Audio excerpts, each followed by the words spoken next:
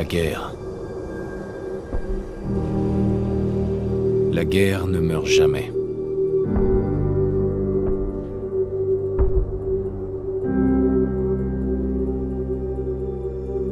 En 1945, mon arrière-arrière-grand-père qui servait dans l'armée se demandait quand il retrouverait sa femme et son fils, qu'il n'avait encore jamais vus. Son souhait a été exaucé lorsque les Américains ont mis fin à la Seconde Guerre mondiale en lâchant des bombes atomiques sur Hiroshima et Nagasaki. Le monde croyait courir à sa perte. Mais en réalité, un miracle s'est produit. Nous avons commencé à utiliser l'énergie atomique à des fins différentes, comme source d'énergie presque illimitée. Nous avons alors eu accès à une technologie qui semblait relever de la science-fiction. Des robots domestiques, des voitures équipées de moteurs à fusion et des ordinateurs portables.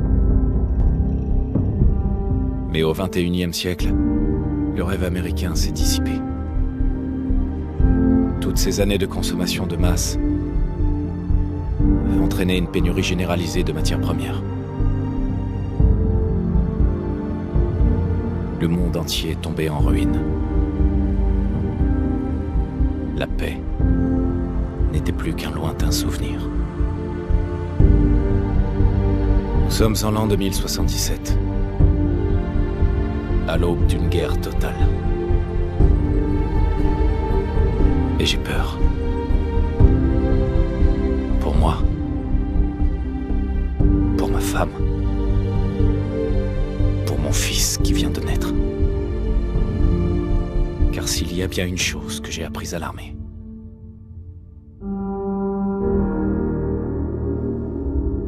c'est que la guerre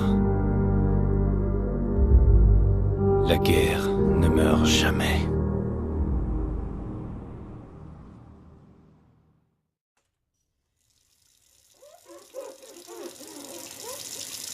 La guerre ne meurt jamais. Tu vas les épater ce soir à la réunion des vétérans. crois ? Évidemment.